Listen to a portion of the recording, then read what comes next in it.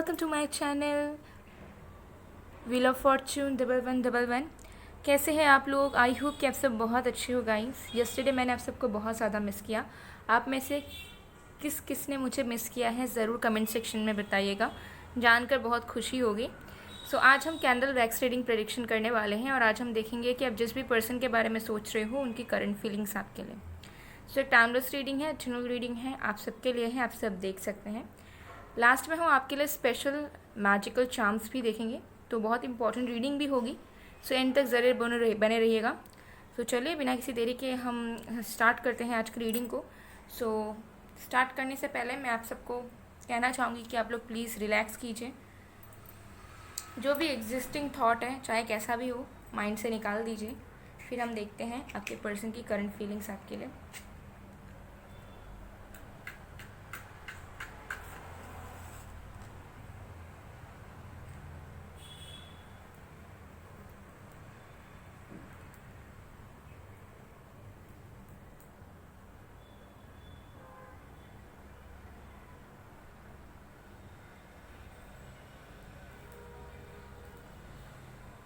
देख लेते हैं। ओके, मुझे थोड़ा सा टाइम दीजिए, स्टार्ट करते हैं। ओके, सो इस फ्लेम पे फोकस कीजिए। इस फ्लेम पे फोकस करने के बाद अपने आंखों को बंद करें और जिस भी पर्सन की करंट फीलिंग आप अपने लिए जानना चाहते हो उस पर्सन का नाम आप 3 बार लीजिए मन ही में, ठीक है? सो मैं आपको वक्त दे रही हूँ।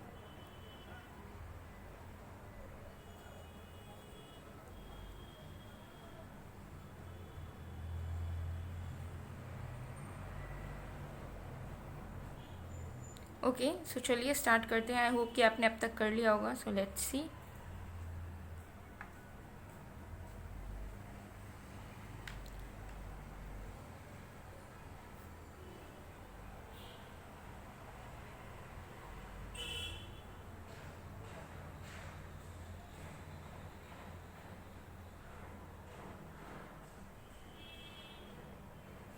ओके, सबसे पहली चीज़ यहाँ पर जो एनर्जी रिसीव हुई है वो बहुत ही ज़्यादा हैवी है।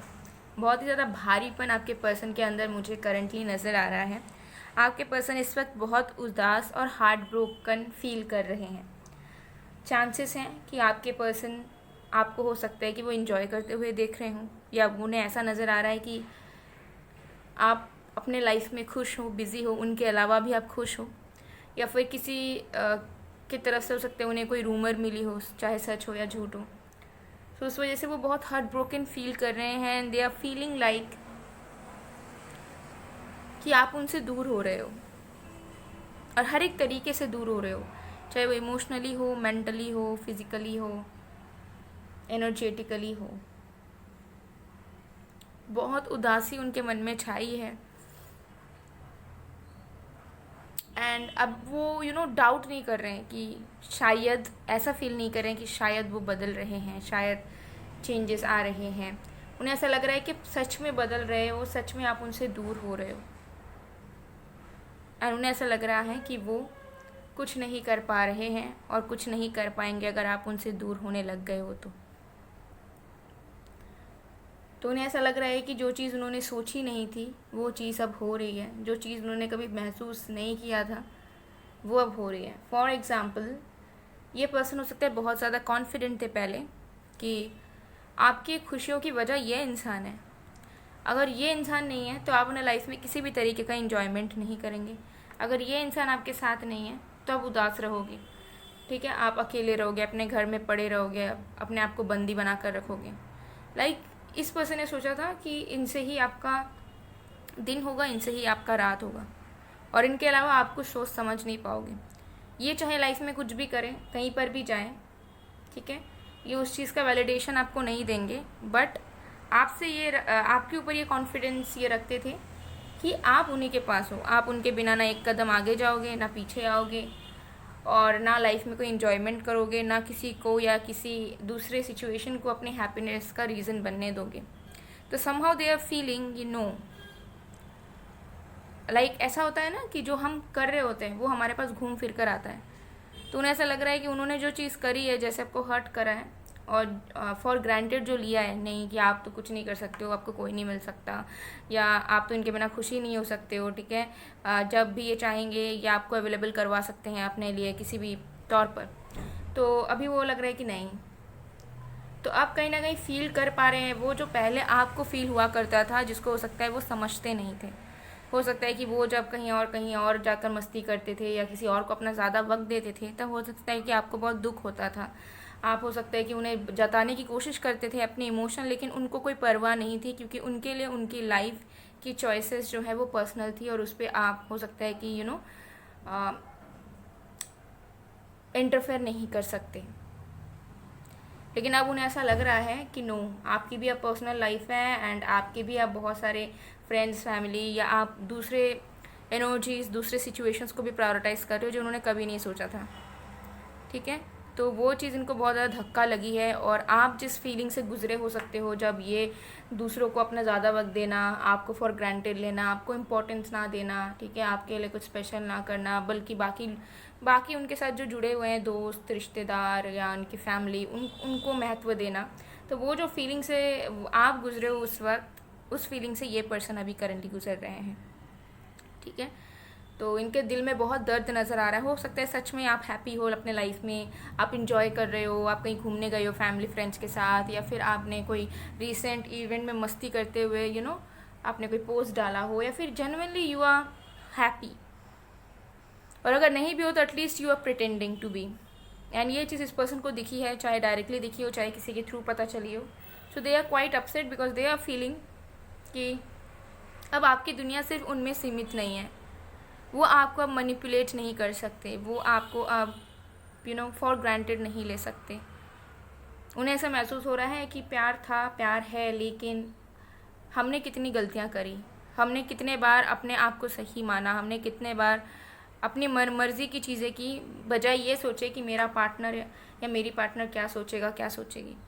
तो आपके पर्सन बहुत ज़्यादा उदास हैं इस वक्त, कुछ रियलाइजेशन से वो गुज़र रहे हैं जो पूरे तरीके से इनके दिमाग से परे था।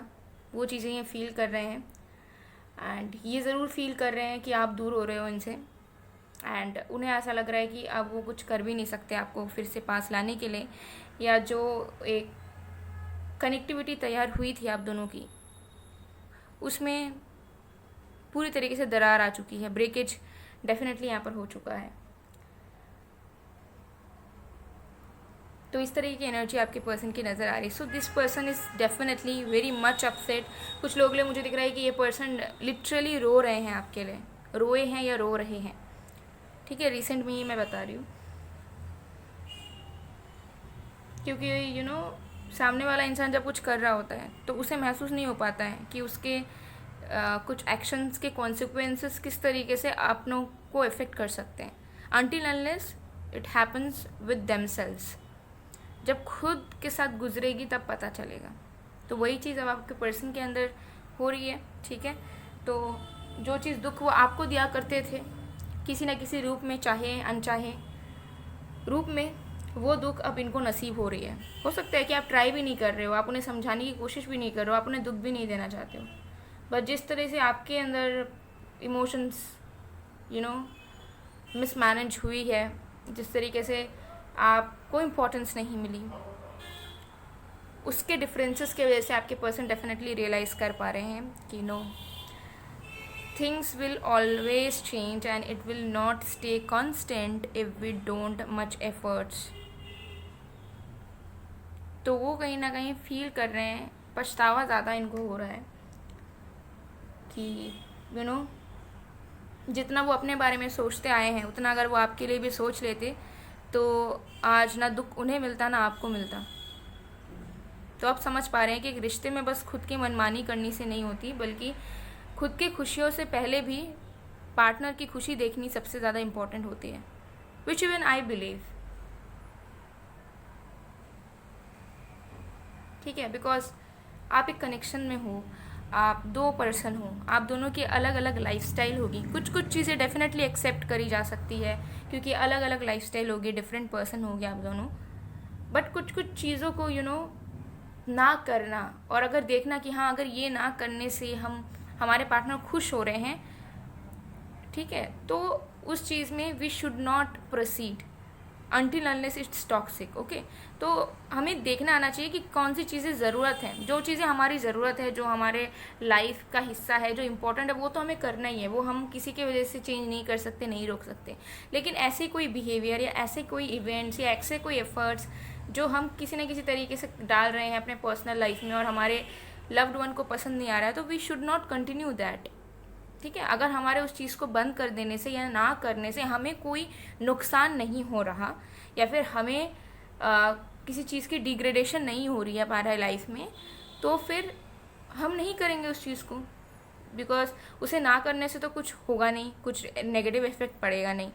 ठीक है, और अगर करने से हमारी खुद की संतुष्टि मिलती है, मज़ा आता है हमें, लेकिन हमारा पार्टनर या हमारे जो लवर है वो अगर दुखी हो जाए, उन्हें अगर सैडनेस का शिकार होना पड़े, उन्हें अगर लेस वैल्यूएबल फील हो, उन्हें अगर फील हो कि उनकी इच्छा को सुना नहीं गया, माना नहीं गया, तो फिर उस रिलेशनशिप का कोई मतलब नहीं है। ठीक है, फॉर एग्जाम्पल अगर आप कनेक्शन में हो और आप अपनी मनमानी पूरे तरीके से किए जा रहे हो, वो अपने मनमानी पूरे तरीके से किए जा रहे हैं, सो फिर उसे वो रिश्ता नहीं कहलाएगा। उसे आप कंपेनियनशिप कह सकते हो, फ्रेंडशिप कह सकते हो, but that's not a partnership. ठीक है, पार्टनरशिप तब होती है जब आप अपने से पहले अपने पर्सन की खुशियों का ध्यान रखते हो एंड ऑल्सो ऐसी कोई भी हरकतें नहीं करते हो, ऐसे कोई भी चीज़ें नहीं करते हो जिससे उनको ट्रॉमा पहुंच सकता है, दुख पहुंच सकता है। ठीक है, बट यस, जो चीज़ इम्पॉर्टेंट है, जैसे कि करियर अगर आपको छोड़ना पड़े लव की वजह से, रिलेशनशिप की वजह से, अपना पैशन छोड़ना पड़े, तो you shouldn't do that. Career, passion, अपनी इंटरेस्ट कभी नहीं छोड़नी चाहिए, लेकिन हाँ छोटी मोटी कुछ चीज़ें, ठीक है, जो इफ़ेक्ट भी ना करती हो आपको, ठीक है, या फिर आपके लिए बेनिफिशियल भी ना हो, तो उसे ना करने से भी कुछ बुरा नहीं होता। तो वही वाली चीज़ है जो आपके पर्सन अभी इस चीज़ से गुजर रहे हैं, यही इनके दिलो दिमाग में पूरी तरीके से चली जा रही है। ओके, तो दे आर फीलिंग कि नो, मन मर्जी करने से, फिर अपना अपना सोचने से नहीं होता, रिश्ते में दोनों के बारे में सोचना पड़ेगा। जब एक रिश्ता होता है तो दिल तो एक हो जाता है, लेकिन दिमाग दो रहता है, शरीर दो रहता है। तो जब दिमाग दो रहेगा, फिर दोनों दिमाग का एक कॉम्बाइंड डिसीजन तक पहुंचना पड़ेगा। ठीक है, इंडिविजुअली अगर सोचा, देखिए एक कनेक्शन में अगर किसी ने भी इंडिविजुअली सोचना शुरू कर दिया, काम करना शुरू कर दिया ना, वो कनेक्शन कभी सक्सेसफुल नहीं होगा, उसका एंड डेफिनेटली होगा। अगर एंड फिजिकल फॉर्म में भी ना हो, आप बहुत बार आप देखोगे कि एक शादीशुदा कपल है, वो अपना रिश्ता निभा रहे हैं क्योंकि दे आर मैरिड ऑफिशियली, लेकिन उन दोनों के बीच में कोई रिश्ता नहीं है, कोई प्यार नहीं, ठीक है, कोई अंडरस्टैंडिंग नहीं, बस दे आर लिविंग, बस रह रहे हैं, नाम के पति पत्नी हैं। ओके, सो इस तरीके की चीज़ें यहाँ पर दिख रही है कि इंडिविजुअल चॉइसेस ग्रेट, बट जब आप प्यार करते हो किसी से तो आप उनके परसेप्शन की भी वैल्यू करना जानते हो, उनके तरफ से भी सोचने की कोशिश करते हो, even if you are not ready, even if things are getting worse, still you try to understand the second person, you try to feel their perception, their perspective. So वही चीज़ अभी आपके पर्सन के अंदर चल रही है। अब तड़प रहे हैं कि आपकी तरफ समझ पाएँ, आपकी तरफ से समझ के आपको हैप्पीनेस दे पाएँ एंड आपको समझा पाएँ कि वो आपसे प्यार करते हैं एंड वो अब अपनी मनमानी नहीं करेंगे, बल्कि आपकी बात मानेंगे या फिर प्यार से आपके साथ रहेंगे, आपकी खुशियों का ध्यान रखेंगे। लेकिन they are feeling like it's too late, और अब जो आप में चेंजेस आ चुकी है दैट विल बी परमानेंट, वो कभी ठीक नहीं हो सकती। चाहे वो कुछ भी कर ले, चाहे वो चांद तोड़ के ला दे आपके लिए, आपके ड्रीम को पूरा कर दे, लेकिन वो जो कमी उन्होंने करी है पहले, उसका भुगतान वो कभी ठीक नहीं कर पाएंगे। सो ये उनकी करंट फीलिंग्स है गाइस। चलिए और भी चीज़ें देख लेते हैं। चलिए हम गाइडेंस देख लेते हैं आपके लिए कि आपके कनेक्शन में गाइडेंस क्या मिल रही है आपको। We have 6 of coins.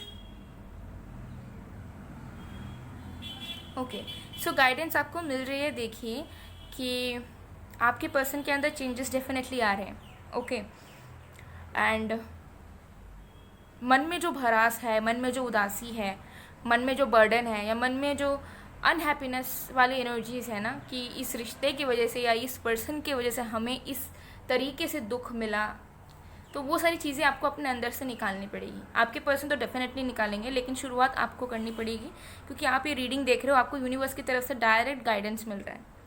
ठीक है, तो अगर आप इस रिश्ते में बैलेंस चाहते हो, स्टेबिलिटी चाहते हो, इक्वल एफर्ट चाहते हो, तो आपको एक चीज़ करनी पड़ेगी कि जो ग्रजेस हैं, हिडन ग्रजेस इनसाइड यू, अपने पर्सन एंड अपने कनेक्शन से रिलेटेड जो भी खुन्नस है, सब आपको निकालना पड़ेगा।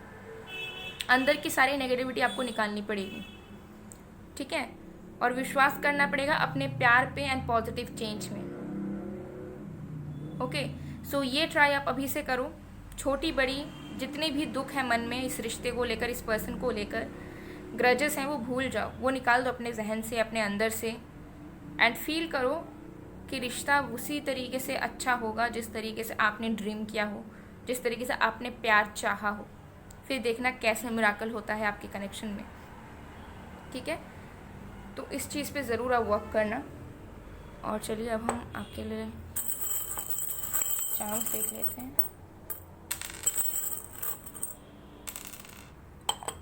ओके, सो यहाँ पे है elephant. So here is the elephant and it's symbolising कि आपके कनेक्शन में प्रॉस्पेरिटी आ रही है। ठीक है, तो जो चीज़ आपके लाइफ में आ रही है, जैसे कि ये बैलेंस, स्टेबिलिटी एंड प्रॉस्पेरिटी, उस चीज़ में अगर कोई रुकावट ना बने, रास्ते में पत्थर ना पड़े, इस वजह से आपको अपने अंदर की नेगेटिविटी, ग्रजेस, या फिर ऐसा एक अफर्मेशन कि अरे ये पर्सन तो ऐसे ही हैं, ऐसे ही रहेंगे, हमें होप्स नहीं करना चाहिए, तो इस तरीके के अफर्मेशंस आपको बिल्कुल नहीं करना है। In case if you are wanting a union, a true love and a stable connection with this specific person.